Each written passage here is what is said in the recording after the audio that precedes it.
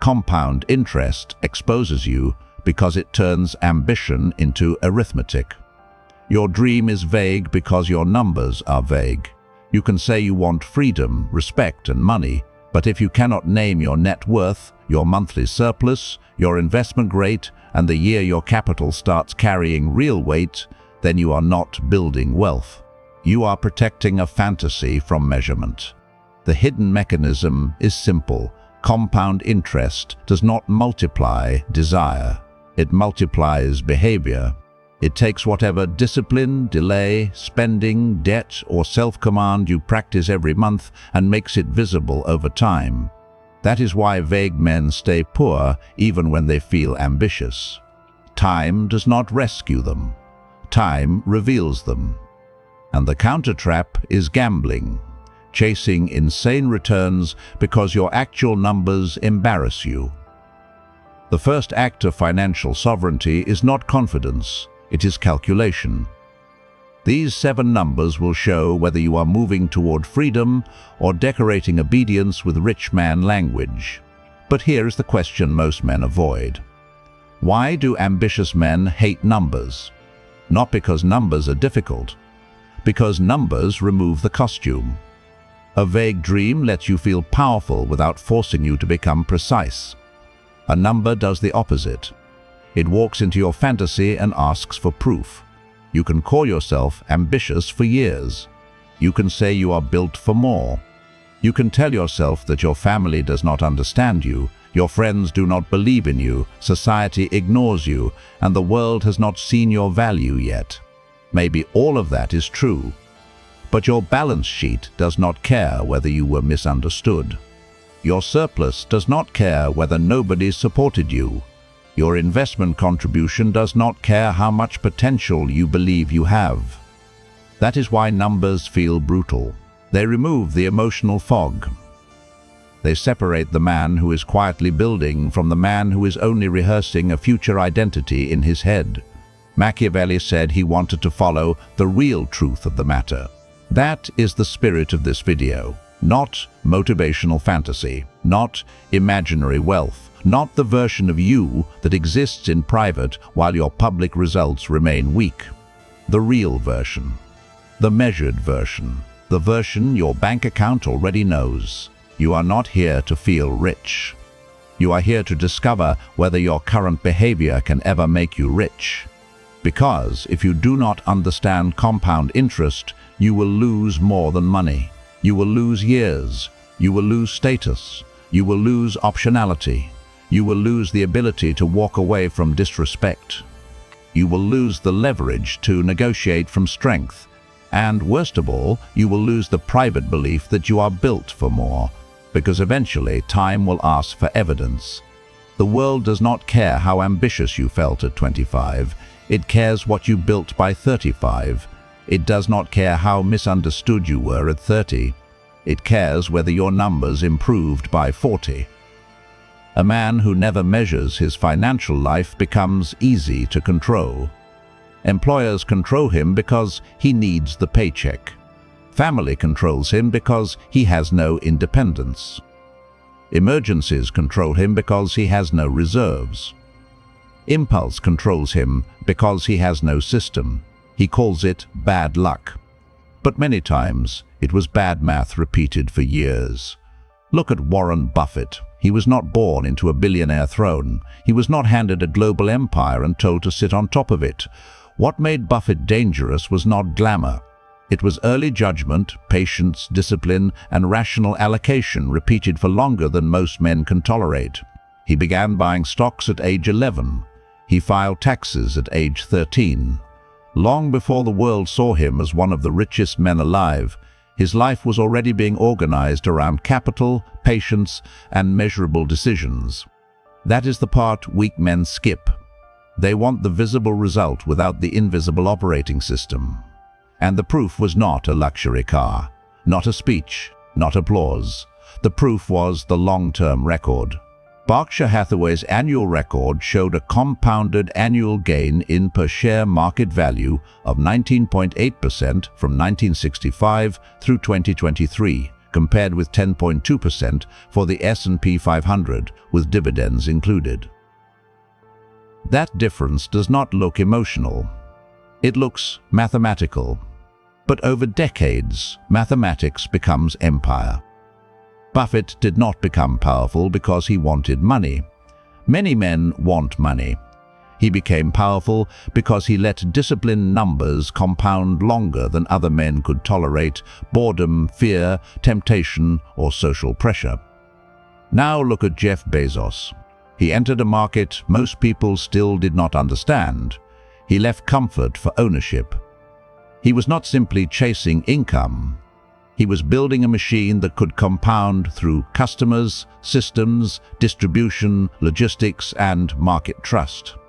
Amazon's early proof was not status, it was traction. In its first 4 weeks, Amazon shipped books to customers in all 50 United States and more than 45 countries. That is not fantasy, that is signal. By the end of 1997, Bezos reported 1.5 million customers and 838% revenue growth to $147.8 million. He also told shareholders Amazon would reinforce a cost-conscious culture while making long-term investments. Listen carefully. Cost-conscious culture. Long-term investments. That is not the language of a man begging to be understood. That is the language of a man building a compounding machine while other people are still trying to decide whether his idea sounds reasonable. The man who owns a compounding machine does not need everyone to understand him early. He needs the machine to work. And then there is Ronald Read. Not a billionaire, not famous, not glamorous. That is why he matters. He worked as a gas station attendant and later in retail. No luxury image, no influencer status, no public applause. Nobody was looking at him as some financial mastermind. He did not need the world to clap while he was building. He lived below his means and quietly accumulated investments. When he died at age 92, his stock holdings and property were valued at almost $8 million, much of which was left to a hospital and a library. His investments included companies like AT&T, Bank of America, CVS, John Deere, GE, and General Motors. That is the part that should disturb you. Compound interest does not care whether people respect your job title. It does not care whether your family understands your ambition. It does not care whether your friends admire your plan. It cares whether your behavior quietly recruits time. Now, the trap becomes clear. Most men want the result of compounding without the humiliation of measurement. They want the Buffett outcome without Buffett patience. They want the Bezos upside without ownership risk. They want Ronald Read's hidden fortune without Ronald Read's restraint. They want freedom, but they do not want arithmetic. And if you are the kind of man who is serious about this, stop confusing consumption with progress. You already know motivational videos will not save you, but your problem is not lack of information. Your problem is lack of ruthless application. If you keep watching hard truths without turning them into numbers, systems, and decisions, you will become a man who understands power but never builds any. Inside Patreon, you get unfiltered exclusive breakdowns, deeper operating principles, and practical frameworks for wealth, leverage, discipline, and power, so you can turn private ambition into visible proof. This is not for spectators. It is for men who are done being vague. The decision is yours. Now let us begin the 7 numbers that expose you. Number 1. Current net worth. Your first number is current net worth. Assets minus liabilities. Not income, not image, not your watch, not your car, not how expensive your apartment looks. Net worth. What do you own after subtracting what you owe? This number matters because it destroys the fake rich identity. Machiavelli wrote that men judge generally more by the eye than by the hand. In modern terms, people judge appearances before substance. They see the clothes, they see the apartment, they see the phone, they see the restaurant photo, they see the car, they see the surface. But compound interest is not impressed by appearance. It does not care if strangers think you look successful. It does not care if your friends assume you are doing well. It does not care if your family sees you spending money and believes you are financially stable. It asks only one question. Are your assets growing faster than your liabilities? A broke man can look dangerous on Instagram. He cannot hide from subtraction. That is why net worth is the scoreboard. It is the first place where the fantasy dies. And that death is useful because a lie that dies early can become strategy. A lie that survives for 10 more years becomes a prison. Write down every asset: cash, investments, retirement accounts, business equity, property, valuable inventory. Anything you own that has real market value and can be counted without emotional exaggeration. Then write down every liability: credit cards, student loans, car loans, personal loans, unpaid taxes, debt to family, debt to friends. Any financial chain that has a claim on your future labor. Then subtract. That number is your current kingdom. Not the kingdom you imagine, not the kingdom you post, not the kingdom you explain to people when you want them to believe in you. The real kingdom. If the number is negative, good. Now the lie is dead. Do not dramatize it. Do not collapse. Do not protect your ego. Do not start telling yourself stories about why it happened. The first move is not shame. The first move is sight. The weak man sees a negative number and thinks it is an insult. The strategic man sees a negative number and understands he has found the battlefield. Because once the lie is dead, strategy can begin. But net worth only tells you where you stand. It does not tell you whether your money obeys you every month. That is the second number. Number 2, monthly surplus. Monthly surplus is what survives after the month tries to consume you. Income minus expenses, that is it. A man can earn $8,000 a month and remain powerless if $8,200 leaves his hands. Another man can earn $3,000 and become dangerous if $1,000 consistently survives. The first man may look richer. The second man may be building more control. This is where many men get humiliated, because income gives them ego, but surplus reveals command. Surplus is not just money. Surplus is proof that your appetites did not defeat your future. Surplus means your environment did not fully drain you. Surplus means every month, a piece of your labor escapes slavery and becomes capital. That sentence matters.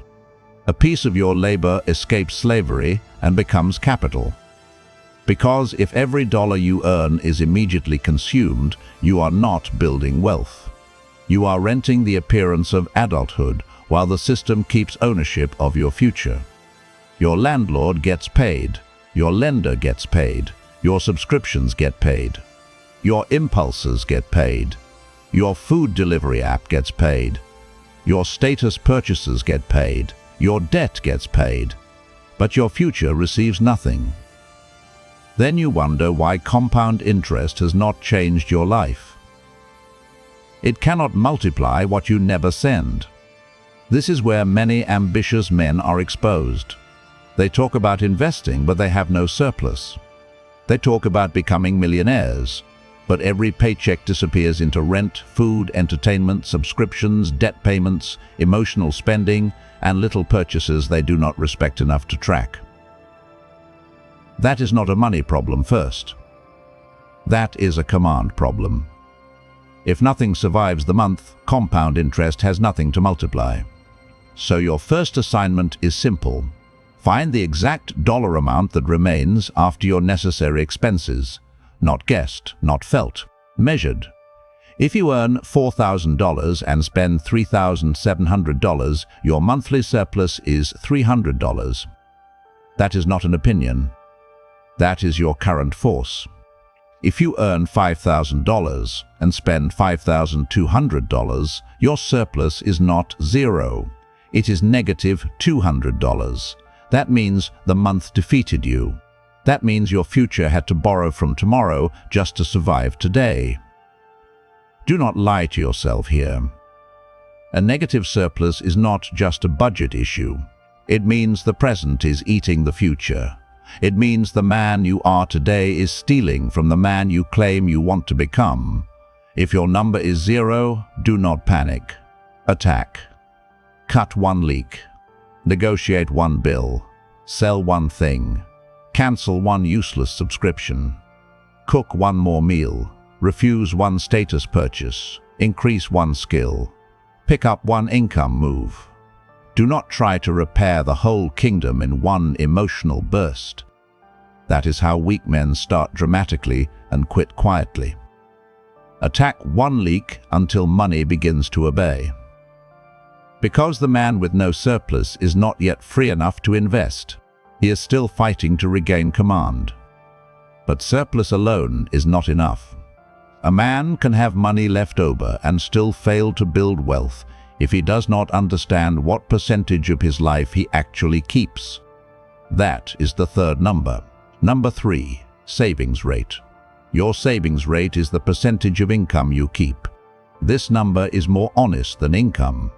A man earning $5,000 and keeping $500 has a 10% savings rate. A man earning $3,000 and keeping $1,000 has a 33% savings rate.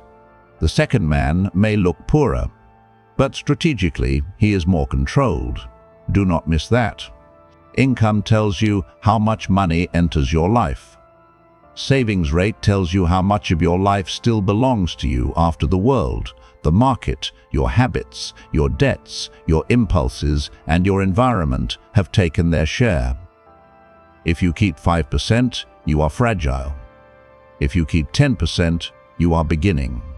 If you keep 20%, you are serious. If you keep 30% or more, you are building escape velocity. Do not turn these percentages into ego. Turn them into diagnosis. A low savings rate means one of 3 things. Your income is too low, your expenses are too high, or your discipline is too weak. The immature man argues with that. The strategic man identifies which one is true. If income is too low, the answer is not self-hatred. The answer is skill, positioning, negotiation, proof, and market value. If expenses are too high, the answer is not pretending life is unfair while comfort drains your capital. The answer is subtraction, discipline, environment design, and refusal. If discipline is too weak, the answer is not another motivational speech. The answer is automation, limits, tracking, friction, and consequences. This is where Machiavelli's realism matters. He did not build his thinking around how men should behave in fantasy. He studied how power survives under pressure. In money, pressure reveals the same thing.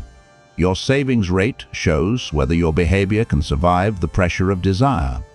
Because every dollar you spend for status is a dollar that cannot become sovereignty. Every dollar you spend to look like the man is a dollar that cannot help you become the man. That is the humiliation. The fake rich man pays to be perceived. The strategic man pays his future first, then lets reality change how people perceive him later. This is why savings rate is not merely a financial metric. It is an identity audit. It asks a colder question. Do you actually control yourself? Or do you only talk about discipline when the camera is on, when the journal is open, when the motivation is fresh, when someone is watching, when the pain is loud? Because wealth is not built in the loud moments. It is built in the repeated, boring, private decisions nobody praises. The decision not to buy. The decision to transfer, the decision to invest, the decision to wait, the decision to let 1 month of restraint become 2, then 3, then 12. A man who cannot keep part of his income cannot yet keep command of his future. And this is where the next problem appears. Saving money is not the end of the game. Surplus sitting still may protect you, but it does not fight for you. Now comes the fourth number. This is where surplus becomes soldiers. Number 4. Investment contribution. Compound interest needs soldiers. Every monthly investment contribution is a soldier you send into the future. If you send nothing, nothing fights for you. If you send $50, you have begun to train obedience. If you send $100, you have built the first proof that your future gets paid before your impulses. If you send $500, your future has a unit. If you send $1,000, your future has an army forming. The amount matters. But consistency matters more at the beginning, because the first phase of investing is not about getting rich. It is about becoming the kind of man who pays his future before he rewards his impulses.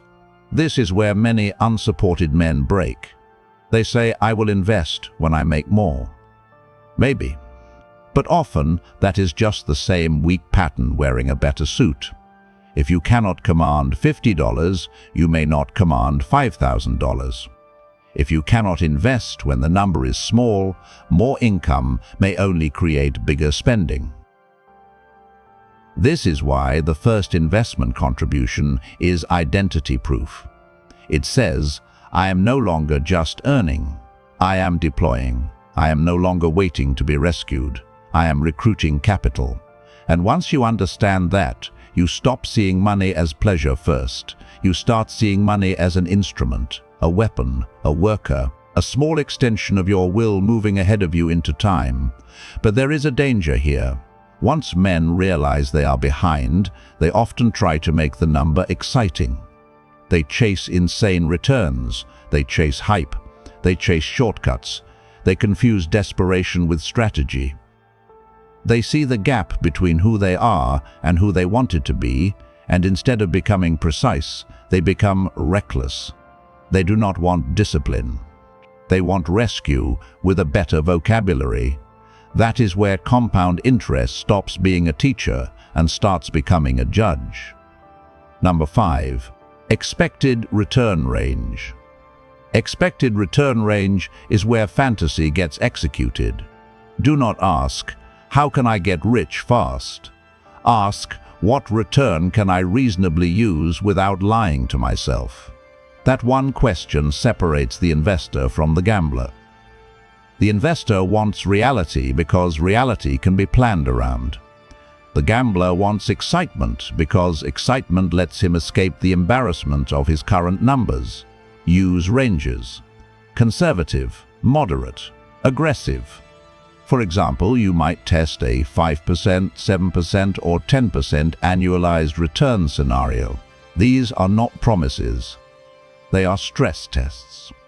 A serious man does not build his future on one fantasy number.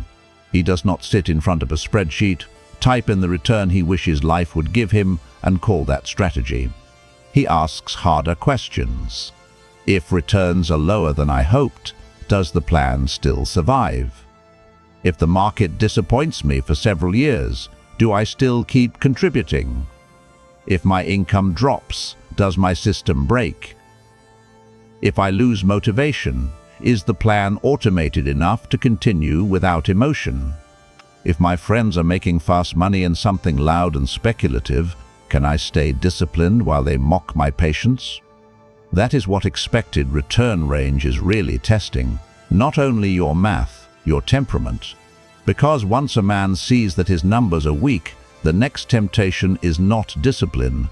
The next temptation is fantasy returns. He starts looking for something that can save him from the consequences of delay. He wants 30% per year, then 50%, then 100%. Then he calls it courage. But many times it is not courage. It is shame wearing the costume of ambition. He is not taking risk because he has studied the risk. He is taking risk because he cannot tolerate the humiliation of his current path.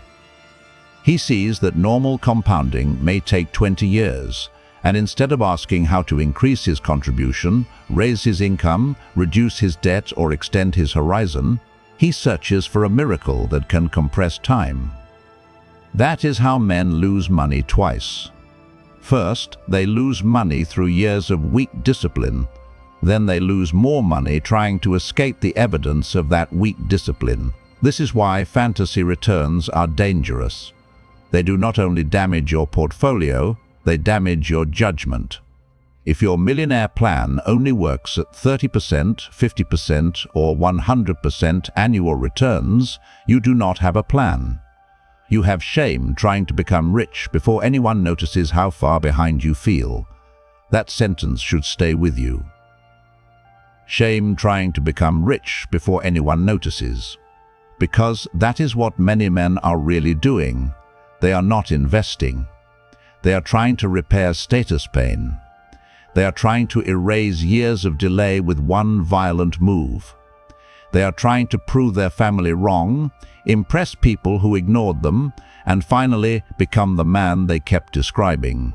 But the market does not care about your emotional deadline. The market does not care that you are tired of being underestimated. The market does not care that you feel behind your peers. The market does not care that you need a win. It punishes men who confuse urgency with intelligence. Machiavelli wrote that fortune is the arbiter of one half of our actions.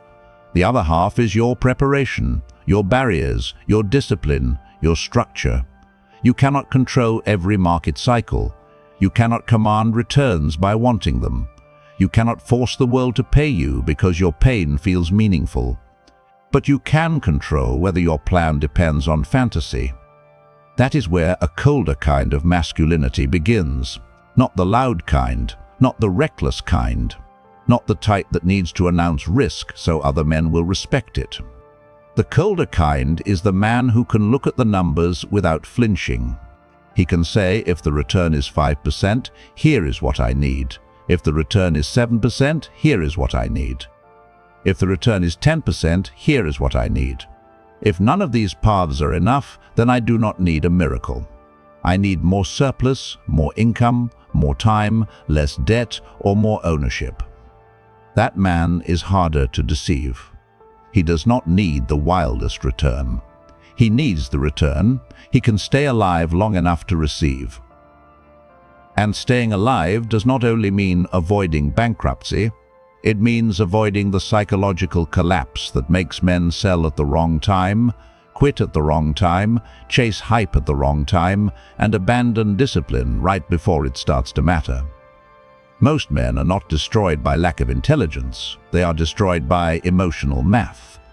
They feel behind, so they overreach. They feel invisible, so they perform. They feel ashamed, so they gamble. They feel delayed, so they demand speed. They feel unsupported, so they search for a shortcut that can prove everyone wrong quickly.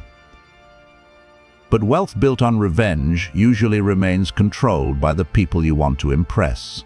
If your strategy exists to make others regret doubting you, they still own part of your mind. The investor who becomes sovereign has a different relationship with time. He does not ask time to apologize for his past. He uses time as a machine. He knows the machine is slow at the beginning. He knows the first stage feels unimpressive. He knows small contributions do not create applause. He knows no one respects a quiet system before the results become visible. But he continues. Because he is not investing for the applause of year 1, he is building the evidence of year 10. And that leads to the 6th number. The number most men disrespect until it becomes their punishment. Number 6, time horizon. Time is not motivational, time is mathematical. Starting from 0, using an illustrative 8% annualized return before taxes, inflation, and fees, Reaching $1 million requires roughly $671 per month for 30 years, about $1,698 per month for 20 years, and about $5,466 per month for 10 years. Look at what time does. It does not just make the path longer or shorter. It changes the weight you must carry every month. The man with 30 years does not need to be heroic every month. He needs consistency, restraint, and enough self-command to keep sending money into the machine. The man with 20 years must carry more pressure. His monthly contribution must become heavier. His mistakes become more expensive. His room for laziness shrinks. The man with 10 years must become financially violent, not reckless. Violent in discipline, violent in earning power, violent in cutting waste, violent in destroying debt, violent in refusing comfort that steals capital. This is why delay is not neutral. Delay is debt wearing a calendar. When you waste 5 years, you do not merely lose 5 years. You lose 5 years of contributions, 5 years of growth, 5 years of identity reinforcement, 5 years of market participation, 5 years of learning how you behave under volatility, 5 years of becoming the kind of man who can hold a financial system without collapsing emotionally. Most men think delay only affects the future. Wrong. Delay also weakens identity. Every month you avoid measurement, you train yourself to remain vague. Every month you postpone the first contribution, you teach your mind that your future can be negotiated away. Every month you say, "I will start when things are better." You strengthen the identity of a man who waits for conditions instead of creating structure inside imperfect conditions. The unsupported man cannot afford casual delay. He has no rich family to soften mistakes, no inheritance to rescue bad discipline, no network that automatically opens rooms, no safety net that absorbs his lack of precision. His mathematics must be cleaner because his margin for foolishness is smaller. This is not victim language. This is strategic realism. A man with backing can survive a few stupid years. A man with inherited access can recover from delays that would bury someone else. A man with family money may call risk what another man would experience as destruction. If you have no support, your numbers must become your protection. Your tracking becomes your warning system. Your surplus becomes your shield. Your savings rate becomes your proof of command. Your investment contribution becomes your future army. Your return range becomes your protection against fantasy. Your time horizon becomes your discipline clock. This is why time horizon must be named, not felt. Named. What year does your money become serious? What year do your investments begin to carry real weight? What year does your net worth cross 6 figures? What year does it cross the number that gives you options? What year do you become less dependent on one employer, one client, one paycheck, one approval system, one fragile source of survival? A vague man says, "Someday." A measured man says, "At my current contribution, under these return assumptions, with this starting point, my path reaches this number in this year." That is not less masculine. That is command. Because a man who cannot name the year is often not building a future, he is soothing himself with directionless hope. The danger is not that your timeline is long. The danger is that your timeline is imaginary.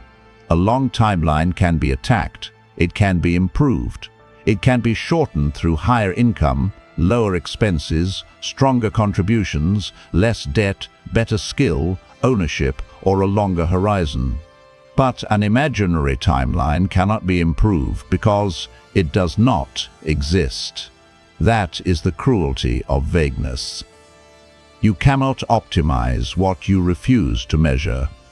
You cannot shorten a path you have never calculated. You cannot fix a gap you have never admitted. You cannot become dangerous while protecting your ego from arithmetic. Time horizon is the number that forces you to stop pretending delay has no cost. It asks how much monthly force is required because of the years you already lost. That question is painful, but it is also merciful. Because once you know the required force, you can stop drifting. And once you stop drifting, your life begins to obey again. But even if you know your net worth, your surplus, your savings rate, your investment contribution, your expected return range, and your time horizon, there is still one number that tells the full truth. The final number, the wealth gap. Number 7, wealth gap. Your wealth gap is the distance between your current trajectory and your target, not your dream. Your trajectory. This distinction matters. Your dream is what you want. Your trajectory is where your current behavior is actually taking you. Most men protect the dream because the dream lets them feel powerful. But trajectory is colder. It asks what your present system is producing. It asks whether your daily behavior has any mathematical relationship with your desired future. If your current net worth is $10,000, your monthly investment is $200, and your target is $1 million in 15 years, the gap will expose you. It may tell you that your income must rise. It may tell you that your spending must fall. It may tell you that your timeline is unrealistic. It may tell you that debt is strangling your compounding before it begins. It may tell you that your current job cannot fund the future you keep imagining. Good. That is not failure. That is intelligence. The wealth gap tells you which lever to attack. Income, debt, expenses, investment rate, skill, ownership, time horizon. This is where the emotional dream becomes a battlefield map. The weak man sees the gap and feels shame. The strategic man sees the gap and receives orders. That is the identity shift. A weak man wants the numbers to comfort him. A strategic man wants the numbers to command him. If income is the bottleneck, build a higher value skill. Do not complain that life is expensive while your market value remains ordinary. Do not tell yourself you are hardworking if the market cannot see proof that your work is scarce, useful, positioned, and difficult to replace. Income is not raised by desire.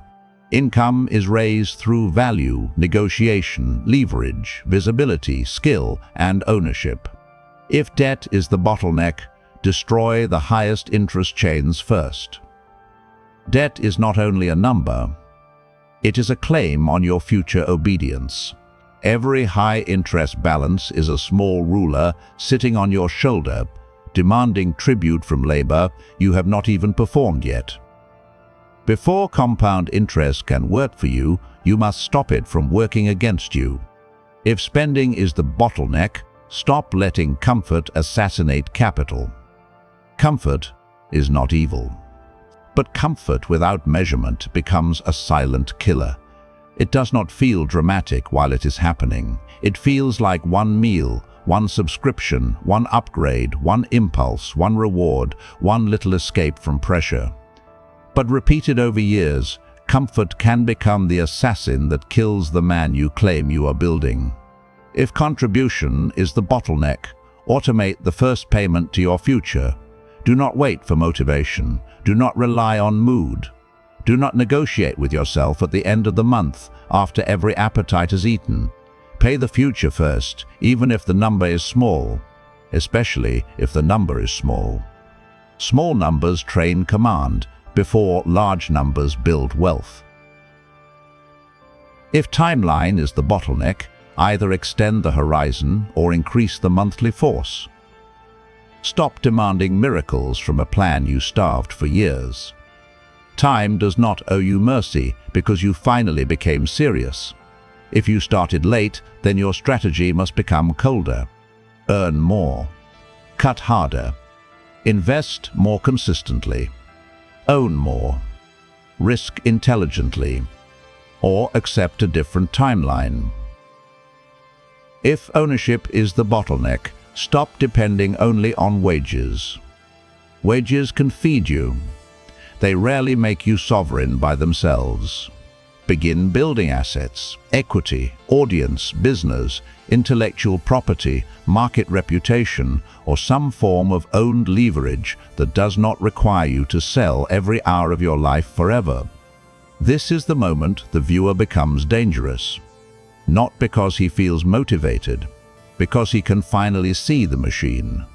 And once you can see the machine, you can stop confusing pain with progress. Many men suffer and assume suffering means they are moving. But suffering is not strategy. Pressure is not proof. Exhaustion is not evidence. Being misunderstood is not a business model. Being unsupported is not an investment plan. Being ambitious is not a wealth system. The machine does not care how heavy your life feels. It asks what is being measured, what is being improved, what is being invested, what is being protected, and what is being repeated. That is why compound interest is so brutal. It does not multiply your speeches. It does not multiply your resentment. It does not multiply your loneliness. It does not multiply the fact that nobody supported you. It multiplies what you consistently place inside the machine. Discipline compounds.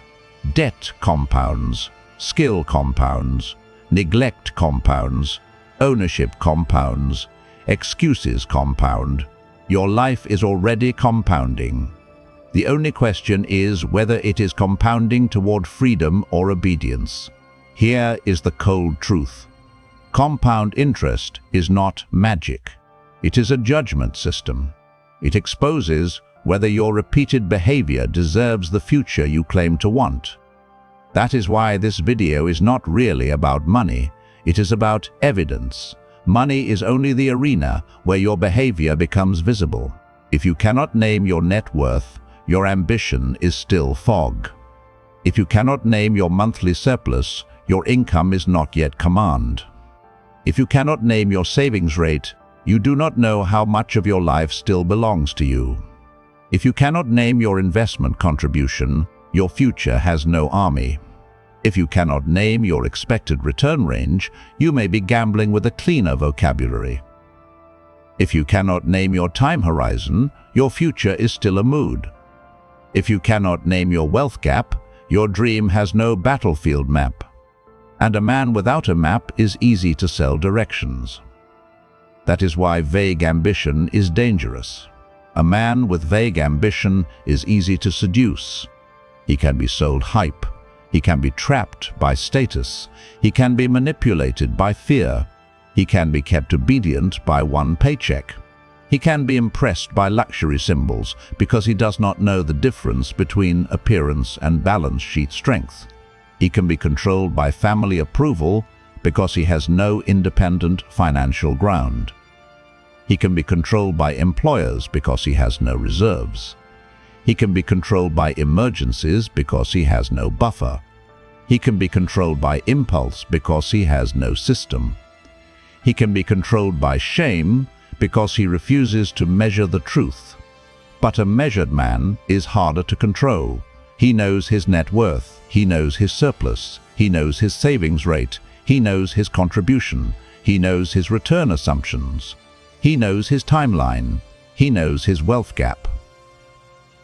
That man does not need everyone to believe in him. He needs his numbers to keep improving. He is not waiting for permission. He is building proof. He is not chasing rich man language. He is creating financial evidence. He is not asking the world to respect his potential. He is making disrespect mathematically expensive. That is the replacement belief. Stop believing that ambition deserves reward. Start believing that measurable behavior earns leverage. Stop believing that time will save you. Start believing that time reveals what you repeatedly practice. Stop believing that pain makes you special. Start believing that pain must be converted into numbers, systems, skills, assets, and proof. Stop believing that someday you will become serious. Start proving seriousness this month, because calculation alone will not save you. A spreadsheet can expose you, but it cannot command you. That part is still your responsibility. Once you know the gap, you must choose the weakest lever and attack it for 90 days. If your net worth is negative, track it monthly until it rises. If your surplus is weak, create $100 more survival money this month. If your savings rate is low, raise it by 3%. If your investment contribution is 0, start with a number too small to excuse. If your return expectations are insane, lower the fantasy and raise the contribution. If your timeline is too short, stop demanding miracles and build capacity. If your wealth gap is humiliating, good. Humiliation can become discipline when a man stops protecting his ego. But it only becomes discipline if you act. Otherwise, humiliation becomes another identity. Another reason to hide. Another reason to consume more content. Another reason to say, "I know this already," while nothing changes. And that is the final trap. Many men do not need more truth. They need to stop using truth as entertainment. If you are the man who knows the truth but still refuses execution, stop calling awareness progress. You already know vague ambition is killing your future, but your real problem is that knowledge has not become a system. If you keep consuming harsh lessons without measuring, tracking, and attacking your weakest lever, you will become the man who can explain sovereignty but still lives under financial pressure. Inside Patreon, you get deeper, unfiltered frameworks, practical breakdowns, and private doctrines designed to turn isolation, discipline, skill, and money into leverage. This is not for men collecting quotes. It is for men building proof. The decision is yours. Now choose one number: net worth, surplus, debt, investment, savings rate. Choose one and track it every month. Do not choose 5 if you will abandon all 5. Choose one that exposes the current weakness. Choose the number that makes lying difficult.